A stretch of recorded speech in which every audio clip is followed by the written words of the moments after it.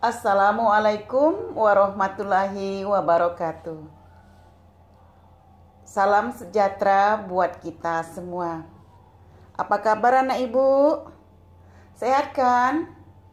Hari ini anak ibu kita kembali lagi ya belajar bahasa Indonesia.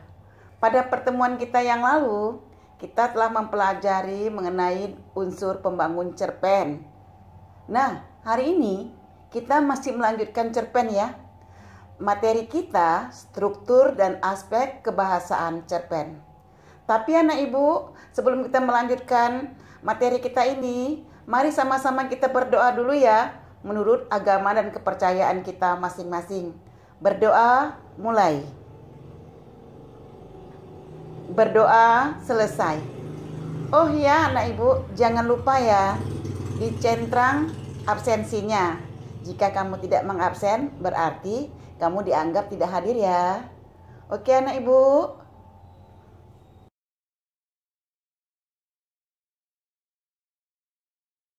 Struktur dan aspek kebahasaan cerpen.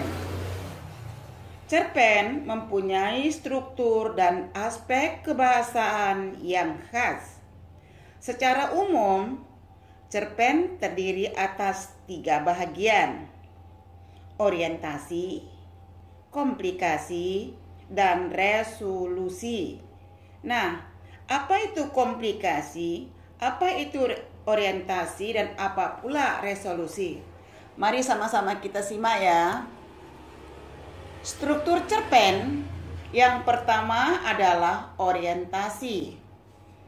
Orientasi merupakan bahagian pendahuluan dalam sebuah cerita, baik pengenalan sifat tokoh, tempat peristiwa dalam cerita, maupun pengenalan suasana dan alur cerita.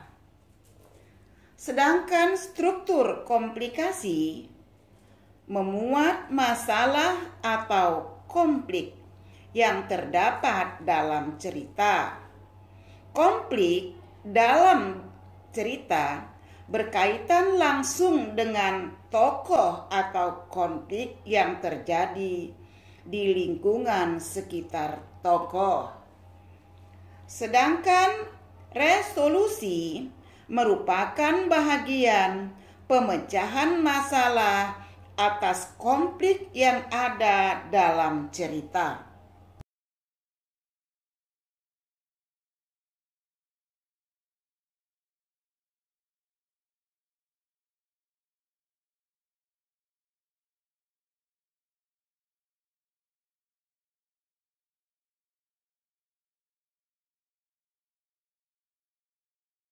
Kebahasaan dalam cerpen.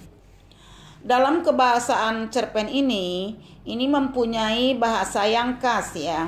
Selain cerminan kehidupan masyarakat, cerpen dikarang dengan bahasa sehari-hari.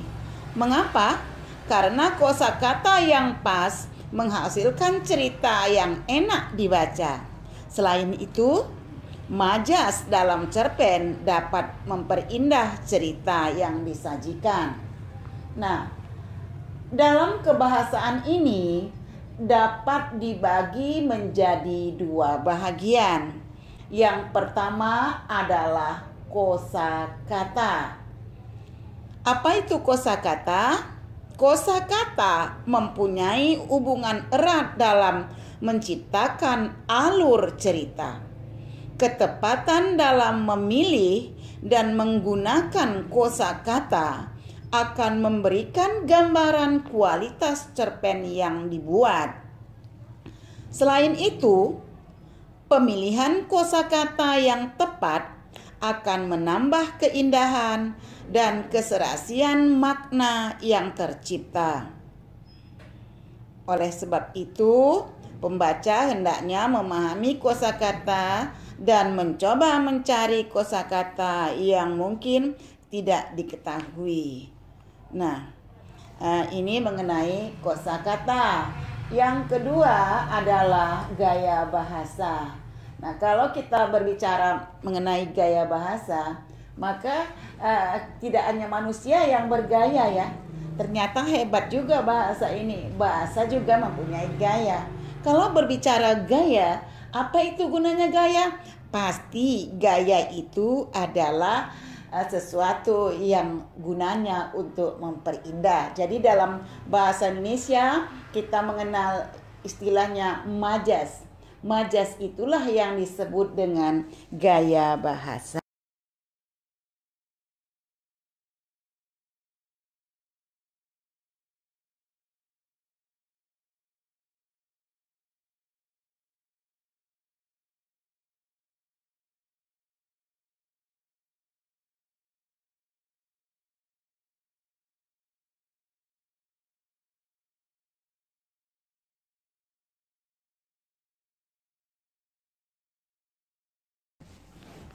Dalam gaya bahasa ini atau istilahnya majas, ini sebenarnya majas ini cukup banyak ya anak ibu.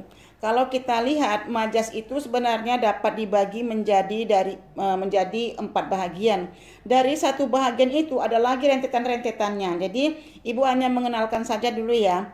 Yang pertama adalah majas perbandingan.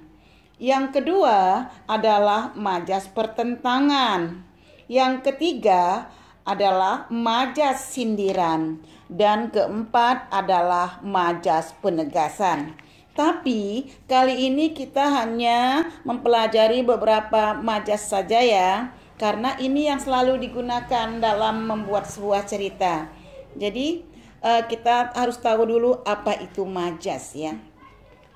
Majas dalam masalah cerpen ini merupakan cara melukiskan sesuatu dengan jalan menyampaikan dengan sesuatu yang lain. Yang pertama adalah majas metafora. Majas metafora adalah majas atau gaya bahasa yang membandingkan sesuatu benda dengan benda lain secara langsung. Majas ini biasanya menggunakan kata akan tetapi. Nah, jadi di majas ini langsung dibandingkan kepada bendanya ya.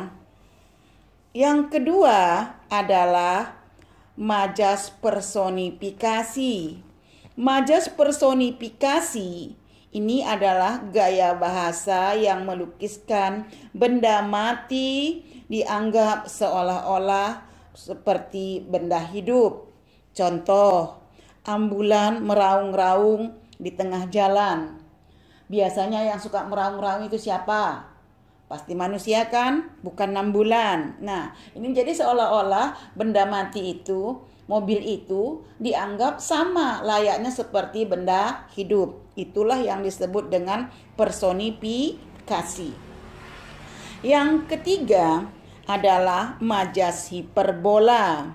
Majas hiperbola ini adalah gaya bahasa yang dipakai untuk melukiskan sesuatu keadaan yang sederhana tetapi secara berlebih-lebihan. Ibarat anak muda disebut dengan lebay lah, yang melebih-lebihkan, padahal tidak seperti itu.